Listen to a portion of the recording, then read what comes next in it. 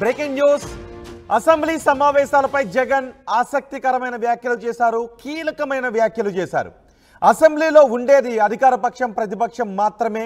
అసెంబ్లీలో ప్రతిపక్ష నాయకుడిని గుర్తించారంట అంటూ జగన్ వ్యాఖ్యానించారు. ప్రతిపక్ష నాయకుడిగా గుర్తిస్తే మైకు హక్కుగా ఇవ్వాలి అని జగన్ అన్నారు. సభా నాయకుడికి ఎంత సమయం ఇస్తారో ప్రతిపక్ష నాయకుడికి కూడా అంతే సమయాన్ని కేటాయించాలి అని జగన్ అన్నారు.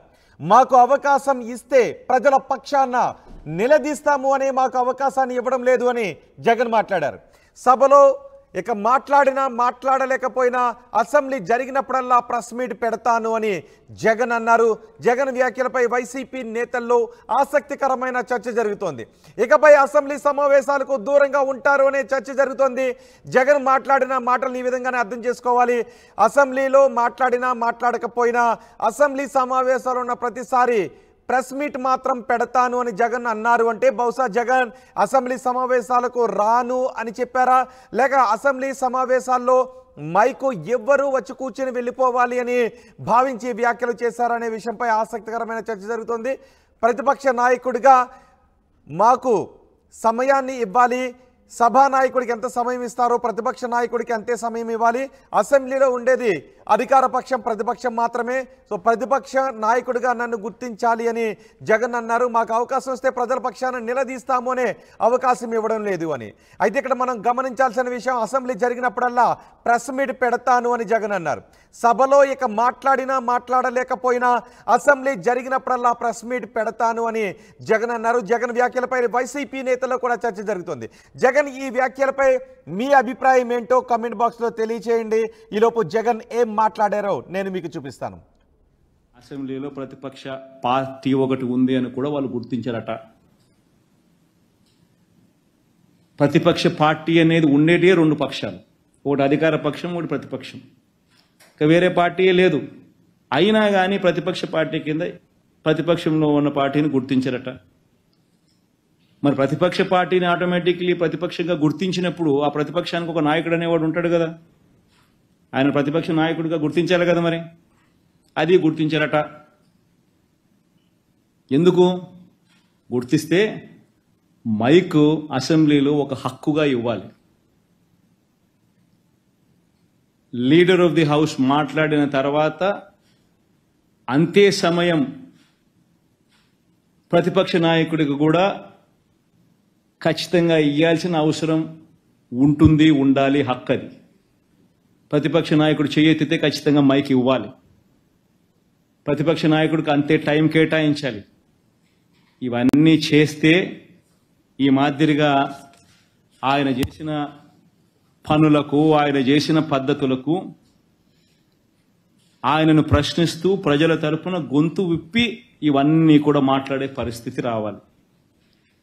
ఇవన్నీ ఎవరు మాట్లాడకూడదు, ఇవన్నీ ఎవరు అడగకూడదు, ఎవరు రోడ్డు మీదకి రాకూడదు, ఎవరు అసెంబ్లీలో క్వశ్చన్ చేయకూడదు, మేము ఏం చేసినా కానీ ఎవరు మాట్లాడకూడదు అని దుర్మార్గమైన ఆలోచనతో చంద్రబాబు నాయుడు ఇవన్నీ చేస్తూ ఉన్నాడు. కాబట్టి ఇక అసెంబ్లీలో గొంతు విప్పినా విప్పలేకపోయినా అసెంబ్లీలో జరిగేటప్పుడు మాత్రం ఇదే మాదిరిగా ప్రజల తరపున మీడియాను ఉపయోగించుకుంటూ, మీడియాలో కూడా బహుశా ఈనాడు, ఆంధ్రజ్యోతి, TV5 లాంటి దుర్మార్గులు, చంద్రబాబు నాయుడు లాంటి కొవ్వొట్సు, చంద్రబాబు నాయుడు గారిని మోసే వ్యక్తులు అనుకూలంగా ఎలాగూ రాయరు, ఉండరు. కాబట్టి న్యూట్రల్గా ఉండే మిగతా పత్రికా యాజమాన్యాలు, మిగతా పత్రికలు, నిజాన్ని నిజంగా చెప్పగలిగిన పత్రికా యాజమాన్యాలను,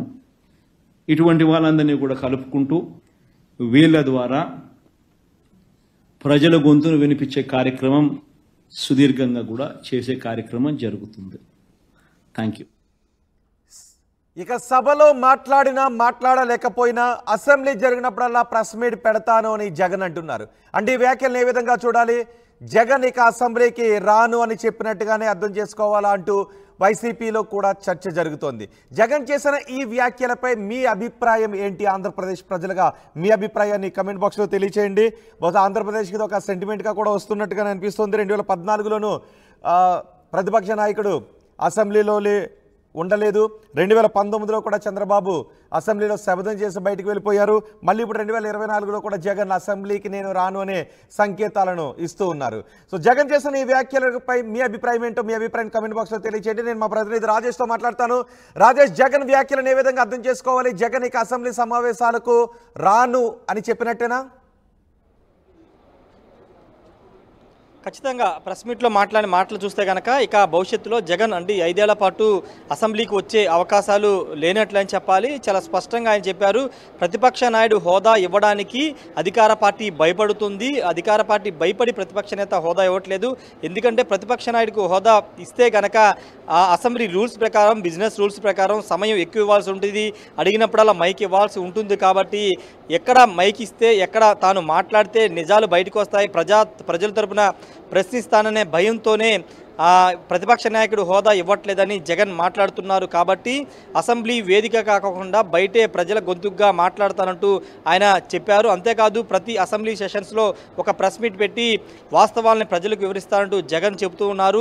ఇంతకుముందు మీరు చెప్పినట్టే ఒక సాంప్రదాయం, ఆంధ్రప్రదేశ్ విభజిత ఆంధ్రప్రదేశ్లో మొదటిసారి 2014లో ఆంధ్రప్రదేశ్ విడిపోతే అప్పటి నుంచి కూడా జగన్ ఈ సాంప్రదాయాన్ని మొదలుపెట్టారు. అసెంబ్లీని బాయ్కాట్ చేయడం, తిరిగి ముఖ్యమంత్రిగా సభలో అడుగు పెడతారు ఆయన మొదలుపెట్టినటువంటి సాంప్రదాయాన్ని తిరిగి చంద్రబాబు నాయుడు 2021లో కొనసాగించి తర్వాత 2024లో ఆయన ముఖ్యమంత్రి అయ్యారు. ఇప్పుడు జగన్ కూడా అదే సాంప్రదాయాన్ని కొనసాగిస్తున్నారనే మనం అనుకోవాలి. ఎందుకంటే మొదటి సెషన్స్ వచ్చారు, ఎమ్మెల్యేగా ప్రమాణ స్వీకారం చేసిన తర్వాత ఇంకా సభలోకి రాలేదు.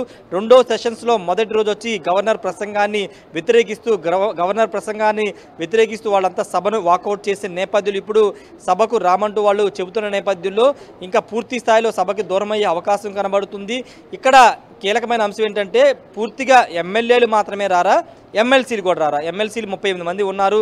మండలిలో చాలా కీలకమైన సభ్యులు వాళ్ళు బిల్లులు పాస్ విషయంలో కానీ లేకపోతే ప్రభుత్వానికి సంబంధించినటువంటి ఏదైనా చట్టాలు చేయాలన్నా కీలకంగా మండలి ఉంటుంది. కాబట్టి మండలిలో 38 మంది ఉన్నటువంటి ఎమ్మెల్సీని కూడా జగన్ ఉపయోగించుకోకుండా అసెంబ్లీ సమావేశాలను బాయ్కాట్ చేస్తారా, లేకపోతే ఓన్లీ ఎమ్మెల్యేలు మాత్రం రాకోకుండా ఎమ్మెల్సీని పంపిస్తారా అనే దానిపైన ఒక స్పష్టత రావాల్సి ఉన్నప్పటికీ ఎమ్మెల్యేలుగా ఉన్నటువంటి జగన్తో సహా మిగతా 10 మంది ఎమ్మెల్యేలు వచ్చే అవకాశం లేదని జగన్ మాటల ద్వారా అర్థమవుతుంది. కాబట్టి ఆయన అసెంబ్లీకి వచ్చే అవకాశం లేదు. ఆయన ఆల్రెడీ హైకోర్టుకు వెళ్ళారు. ప్రతిపక్ష నాయకుడు హోదా ఇవ్వాలని హైకోర్టు ఆదేశాలు ఇవ్వాలంటే ఆయన హైకోర్టుకు వెళ్ళారు. కాబట్టి హైకోర్టులో విచారణ జరిగింది.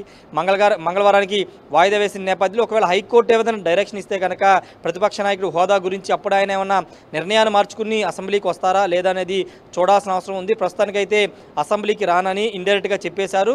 ఒకవేళ వస్తే ఏదన్నా కీలకమైన అంశాలను వచ్చి చంద్రబాబు చేసిన శపథంలాగా ఆయన కూడా వచ్చి అసెంబ్లీ సమావేశాలకు వచ్చి అదే మాట మళ్ళీ ముఖ్యమంత్రిగా అసెంబ్లీలో అడుగు పెడతానని ఏమైనా శపథం చేసి వెళ్ళిపోతారా లేదా అనేది చూడాల్సి ఉంది. ప్రస్తుతానికైతే అసెంబ్లీ సమావేశాలను బాయ్కాట్ చేశాం.